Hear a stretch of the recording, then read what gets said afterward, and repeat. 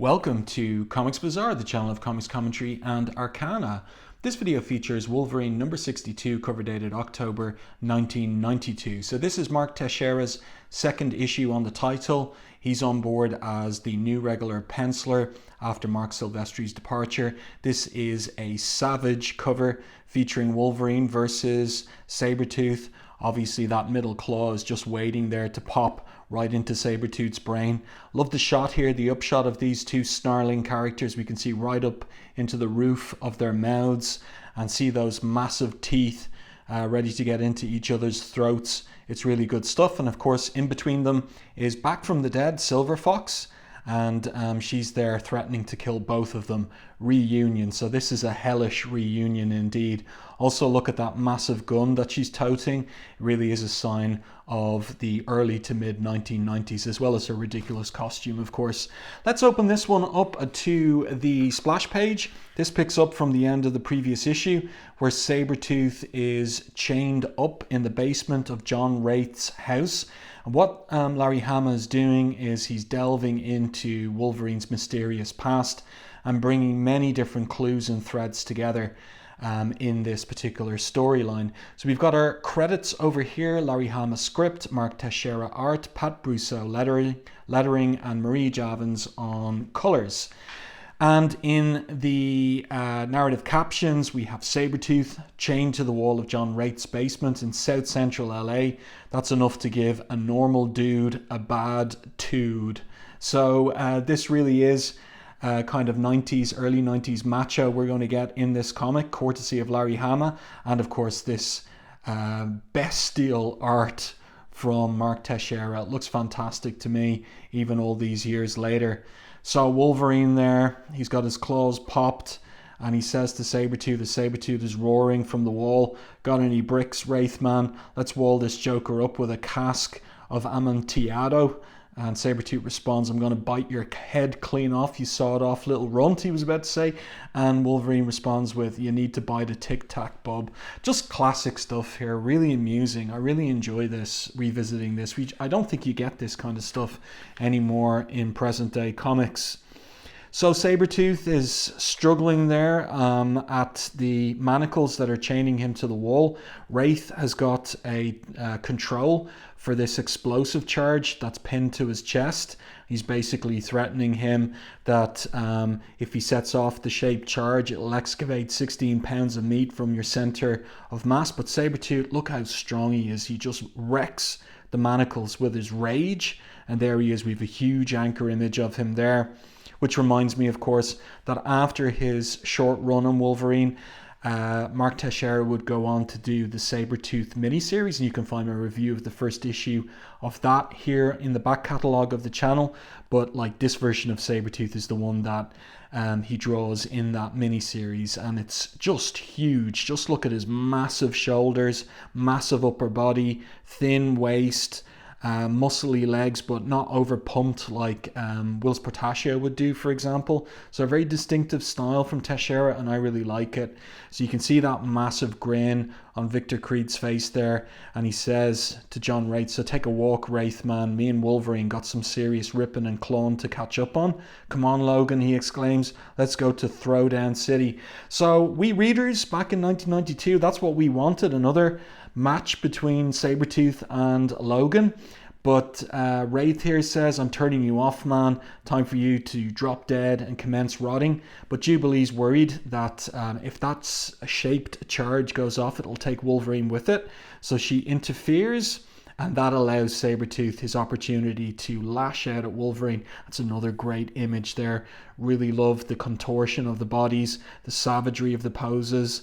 I guess this is kind of like giving us the idea for the cover, because the two of them turn their heads around. Are you two still at it? Both of them taken by surprise. Let's turn the page. Who could it be? Well, from the cover we know it's going to be Silver Fox.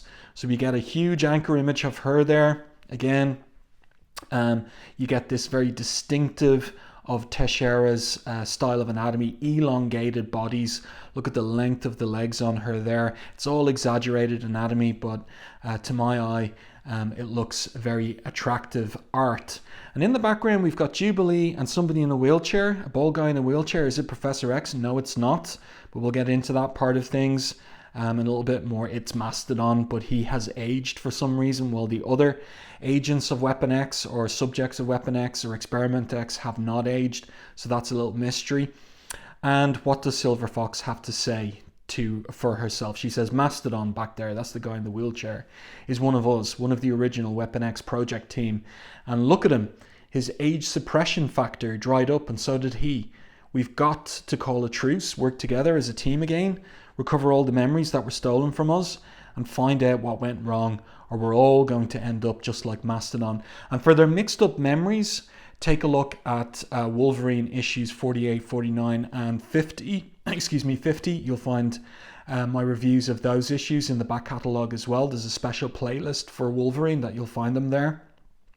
Like this image of the lads, Wraith, Logan, and Creed, all looking shocked and surprised. Silver Fox, but it can't be. Logan most particularly, because he has cherished memories of her from their time in living together in a cabin in kind of like rural Canada. And Creed here saying, I thought I killed you a long time ago, Squaw. And that's a callback to the classic Chris Claremont, John Buscema, and Bill Sienkiewicz issue number 10 of Wolverine. And again, you'll find that in the back catalogue as well of my reviews on the channel. So Larry Hama going back into Logan's history for this particular storyline and promising us some revelations from this reunion. Like this page as well, Silver Fox blasts Sabretooth. Wolverine is still stunned. You're really alive. Look, he's really taking a long time to process this. And of course, he's still mourning Mariko Yashida, his betrothed's death, where she was poisoned by that blowfish toxin in issue 57, and he had to euthanize her by her own request. So Silver Fox, maybe his first love, she's alive and kicking. You just stay right where you are, she says to him, or I'll have to give you a dose of what Sabretooth got. And, Silver Fox was there in issue 57 with Matsuo Tsurayaba outside of Clan Yashida complex. And so she knew that Reiko was sent in order to take out Mariko. So she's aware of all of that. Now, Logan currently doesn't know that Silver Fox was anywhere near any of that business. But we, the readers, should remember that. So Jubilee, once again, she lashes out with her mutant powers to blind Silver Fox. But Silver Fox just basically punches her out onto the ground at the very least. And she says, did you think he was going to appreciate that pathetic gesture? Don't you know what I am to him? So a little bit of Silver Fox there basically going to stoke some jealousy for Jubilee. And Wolverine here looking at his hands. He's wondering whether he's dreaming or not. Silver Fox, it was my birthday. We were going to celebrate it together. It was going to be oh so sweet, he says quietly. And again, that's a reference back to Wolverine number 10. So we're seeing that interpreted by Mark Texeira. I was only gone for a little while. He continues, how, why, who? And he's remembering there the fight with Sabretooth, saved you a slice of birthday cake, boy, mighty sweet and tasty, just like. And he was going to say Silver Fox because the implication in issue 10 is that he assaulted her sexually and then killed her. So this is Logan's memories, but are they implants? Don't wander too far off into memory land, Logan, says Silver Fox. There are still too many questions. And she turns around, John Wraith. Don't you go wandering off either, John Wraith. And don't try your disappearing act either. I've got an energy field disruptor covering the whole house. So he says, I figured as much, as the muzzle of that gun, which seems to have suddenly shrunk in size, unless she's pulled another gun in her left hand, is pointed straight at the side of his head there. Like the layouts on this page, like the change of palette as well for the memories of Logan, the blues there, the cool blues that Marie Javins pulls out. That's all well done. So Silver Fox starts leaving the basement. Sabretooth is looking to maybe tussle again with Logan, and Logan basically punches him to the ground, grabs Silver Fox there, and you wait up, I want an explanation right now. And so do readers, of course. You want an explanation, she says. Remember this? And that's a callback to issue number 48 of the title. We saw that medicine bag and set of keys before. I'll bet you do. And so Logan, once again, he is in a state of extreme surprise.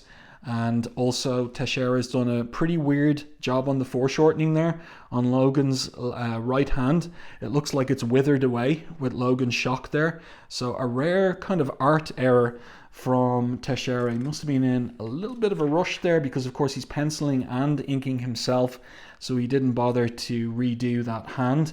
And then we've got more memories, and this we've never seen before. We haven't seen this in Wolverine number 10. This is new from Larry Hama. So Wolverine, we see Logan and Silver Fox when they're children. There's a wood pile there behind them, and Logan is saying, "Oh, I do, Silver Fox, but are you sure you really want to be giving me your medicine pouch? I know how special these are to your people." And Silver Fox, young Silver Fox, replies to him, "I had a dream, Logan. The Wolverine spirit was whispering in my ear." Do you know what he said? And then they're interrupted by, "Look who this looks like. It looks like adult Victor Creed. Boy, I don't hear you chopping no firewood. You know all about idle hands, don't you? I sure hope I don't have to tire myself out beating the laziness out of you." So he's got his belt strapped there. "What you been doing? Back here all this time, boy?" And Logan replies, very interestingly, "Nothing, pa."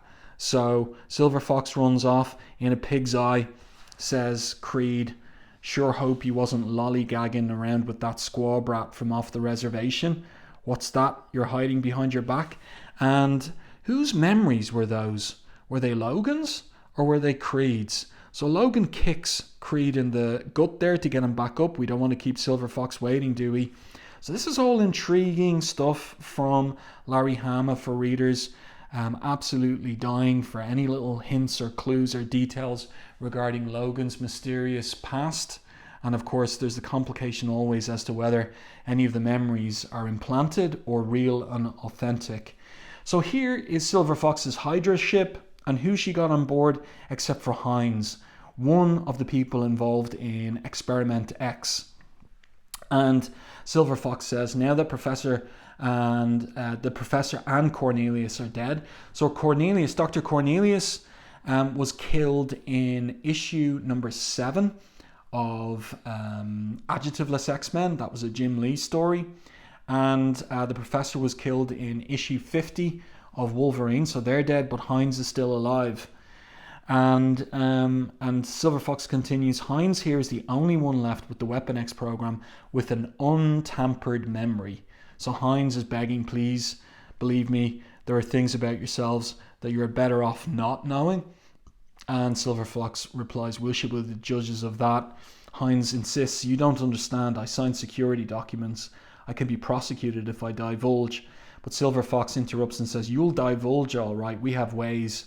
But Logan, ever honourable, steps in and says, not while I'm around. And John Wraith is the same. So these two are honourable men from the programme. My sentiments exactly, he says. Much as I'd like to know the whole story, Logan says, I'm not about to go in for the kidnap and torture of innocent civilians. So Wraith backs him up there as they take out the two Hydra men. And Sabretooth is just laughing. You sure had no compunctions about hauling me away and chaining me up in your cellar, Wraith man, he says. And John Wraith replies, you're not a civilian and you haven't been innocent of anything in your whole life. So what's happening? Something up with Jubilee and Mastodon. Mastodon basically just melts away. This is horrifying stuff.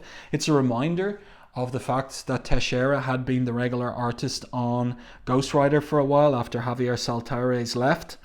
And this is exactly the kind of imagery that he'd learned how to do on Ghost Rider, or rather that he had been doing on Ghost Rider. But it's pretty bizarre or unexpected to see it in an issue of Wolverine. And you can see there that Jubilee is totally grossed out. So, and also he's kind of like melted on top of her as well. So she's really freaked out. And she's kind of like got a trauma here where she's trying to get a scream out of herself, but she's being ignored because Logan is intent on hearing from Silver Fox. You and me, we got to have a little talk, he says as he grabs her wrist. Look at that look of determination on his face. I love the puckered mouth there and chin. I think that's really, really well done by Texeira. That's excellent, excellent stuff. And Silver Fox here, take your filthy claws off of me. She responds, you don't have a right to anything after what you did to me, because Logan was going to say, I have a right to know. Besides, I'm a bit more interested in what Hines has to say, since it impacts on my continued existence. So Hines was saying it was all because of the problems with molecular instability. Cornelius thought it was linked to memory implantation process, but the professor had another theory. So why are the subjects of Weapon X aging like this, and what is the reason behind it? So Hines continues about the professor. He made some deals with some ultra covert agencies back during the peak of Cold War hysteria.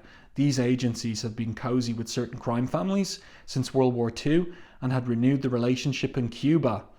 And finally Jubilee screams, and there's Mastodon's skull there on the ground, and Hines brings her away. Come on, kid, let's get you next door to the Higginbothams and see about getting you cleaned off. So she knows who's next door to Mastodon, where he lives in South Central LA. And then later, so Jubilee has had a bath, and Mrs. Higginbotham is there and knows that the young girl has been through a severe trauma. So she gives her a hug, and Jubilee is feeling the benefit of that. And then Logan walks in and coughs to signal his entrance. The others are up in Ornette's room, breaking into the NSA computer banks. You feel up to aiding and abetting, so she's ready to roll now again. Really like the work on this page in terms of indicating the bathroom. It's so very simply done with the tiles, the bath mat, the bathtub, the shower curtain there as well. It's really, really well done. Gives you kind of like the way to do it yourself if you're an artist, that you can do it very simply.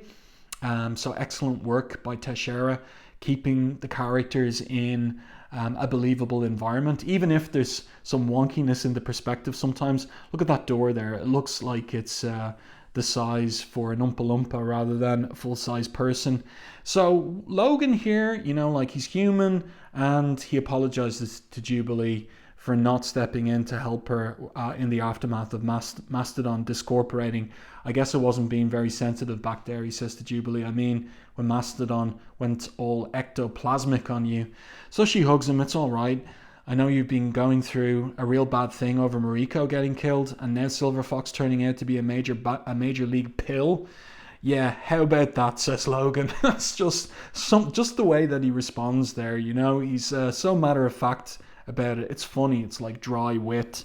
So here they are in this chap Ornette's office. So he's Mrs. Higginbotham's son, I think, or lodger, one or the other.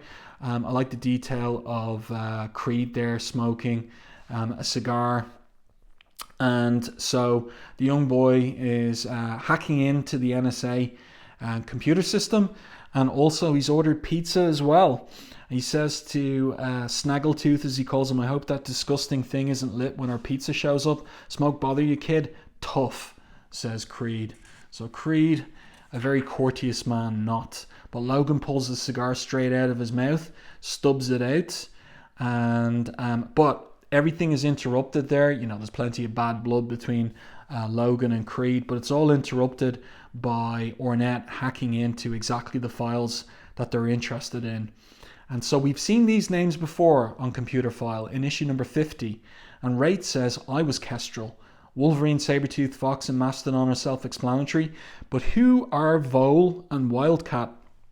And I asked those very questions when reviewing Wolverine issue number 50. So Sabretooth has had enough, he says. Give me one good reason why I shouldn't just rip Logan's face off his skull just for grins. And so Silver Fox gets in the way again. There's lots of testosterone going off in this small, cramped office. Ornette here is annoyed by it. Get that hardware out of here. And someone asks, you got a thing about guns, kid? And he says, no, I'm no hoplophobe. So there you go. That you've learned a new word. That's something Larry Hama would do. So he's not against weapons. I know that weapons don't get up by themselves and shoot people. I've got a serious problem with people who wave them around indiscriminately. So we see here for the first time that he's in a wheelchair. And Wraith explains Ornette caught the collateral damage from a drive-by shooting in the hood. A stray 9mm came through that window back there. Logan asks, it had his name on it. Worse, says Ornette, it was marked, to whom it may concern. So basically it was, random, or it was malicious, but not specifically for him, for anyone that might be behind the window. So the search program goes off. Beep. More files here. Clock the noise, says Ornette. That list of animal code names was cross-indexed with another list. We know who the first three are, so the Professor, Cornelius, and Heinz, but who's Pharaoh? So that's interesting. Then the pizza boy arrives, and he says here, and remember, the generosity of your gratuity can deter yet another impressionable youth from a life of crime. And he's interrupted by Logan saying, Jubilee, how's about checking his addition and make sure we didn't get double charged for the pepperoni? And this little kind of like comic bit here is going to reveal something interesting about Jubilee, and maybe all the time she spent as a mole rat and not in school, going all the way back to Uncanny X-Men 244. But I like this little piece of narration here, this little corner box, 6 large pies later. So they're zooming off from Higginbotham's house in the Hydra ship. And someone's asking here, have you got coordinates for this destination to feed into the navigational computer, Heinz? And Heinz says, just get us to Seattle and I'll find it. It shouldn't be too hard. It's the only private island with its own radar installation. So that's interesting. But look at the graffiti on the hull of the ship. So you've got Palmiotti's name there, and that gives me the thought that Jimmy Palmiotti might have been doing some ink assists here, because he's done that before with for Texeira. You've got a call out to Larry Hama here, Bob Harris, Frank Frazetta, and also I think, is it Mark Beecham, and Steve O, whoever that is. But the very interesting one is upside down here, and it's Neil Sucks. And I think that is a reference to Neil Adams, because both Texeira and Larry Hama had an association with Neil Adams, as in they worked in a studio, Continuity Studios. And, maybe it's a joke, or maybe it's a crack at Neil Adams, who apparently, a great talent, a tremendous talent, but a guy with a massive ego. Somebody back there is saying this is rich. I think it's Sabretooth. He says, not only does Wolverine get his little fiance killed, his poor old martyred squaw girlfriend turns out to be a nasty old Hydra hotshot. Who said life ain't fair? Ha. So he's trying to get Logan's goat there. Wolverine pops the claws. We get this face-off between them. Love the colouring on this, the oranges, the reds. It's great stuff. And then Logan just gets up out of the seat and says, I'm out of here. So he walks right up to the cockpit, and John Reith just clocks Creed on the side of the face with the butt of his rifle there. And later still, they're arriving at the island in the Pacific off the coast of Seattle. And so we've got Heinz and Silver Fox here at the controls. And Heinz says, there it is, Aldo Pharaoh's castle keep. We're homing in on the radar emissions. Silver Fox replies, his kind doesn't fade away that easily. He owned half of Cuba during the Batista years, and all the crime families paid him tribute. He was always in the background, manipulating, making deals, never in the headlines. And one of the memory implants concerns the team being in Cuba in 1962. So that's intriguing. And how is that all going to link up here? Wolverine here, looking like he's 10 foot tall instead of 5'3", says, Aldo Ferro, il topo siciliano. So the Sicilian mouse. But topo in Italian can also mean rat. Anyway, Logan continues and says, I thought he died years ago. He hasn't been seen outside his fortress in years. So then some surface-to-air missiles hit them. That's what all the radar was for, says maybe Silver Fox. And so they're having a crash landing here. But Logan is still thinking, maybe this mouse is also Vol, the field mouse on on the list, and that's an interesting conjecture. So the ship crashes and it's about to explode, but Logan uses his claws, his adamantium claws, to rip a hole through the hull, and they're met by this kind of security team. I mean, it is supposed to be an island fortress, so he says, how about this? Out of the fire, right into the frying pan. So the guys here say at least one verified mutant in the intruder team, pop smoke on them, lock on passive targeting, and zap them back to the Neolithic. So always great kind of military jargon from Larry Hama and his scripts and dialogue. Works very well. Interesting layouts here, all horizontal panels. But it looks as if maybe Texeira is rushing to the end of this issue. Some of the art looks a little rougher, like this anchor image here. I like it. I like the energy of the drawing, but it looks a little rough. So like I said, I think he might have been in a bit of a rush here inking this. So Jubilee uses her powers on the guys' machinery, so they're blind in effect, and Wraith says, I'm popping smoke on these jokers. Logan and Creed take them out while they're confused. Fox, breach the wall with your blaster. So we've got Logan and Sabretooth, unlikely team up. Silver Fox blasts away in. They find themselves in a gym. So it's Silver Fox and Hines there. And I think it's probably Hines that says, Logan, are we secure? So, you know, like for a civilian, she seems to be able to handle these kinds of scenarios, which is a little bit of a surprise.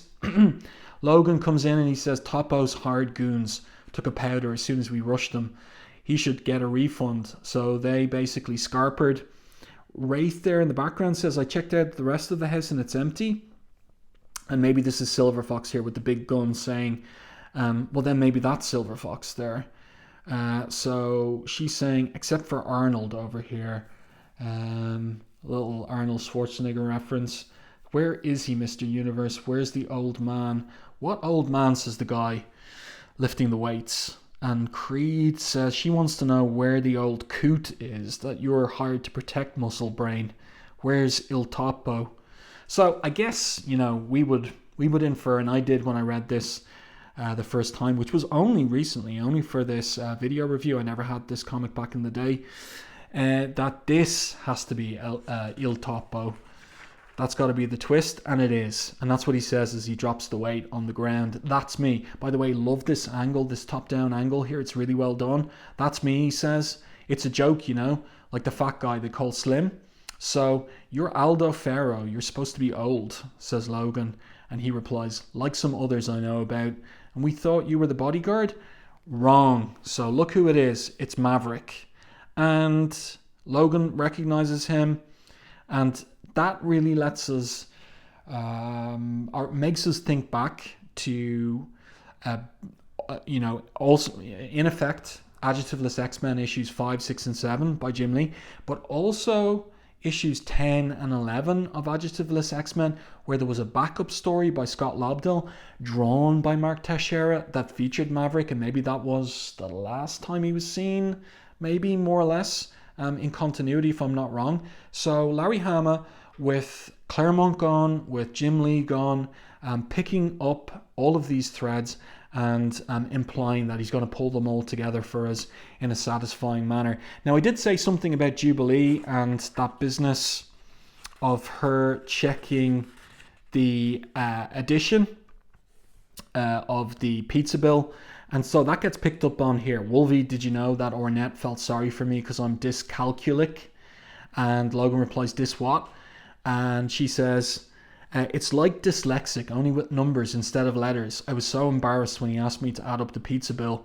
And Logan, of course, he's in the middle of all of this, says, darling, can we talk about this later? But that's really interesting to me, that Larry Hama is also thinking about adding in little details concerning Jubilee in terms of her characterization, and having her not be able to do like basic maths or arithmetic, and then it maybe being a condition that she has, or is it because she never went to school after the death of her parents?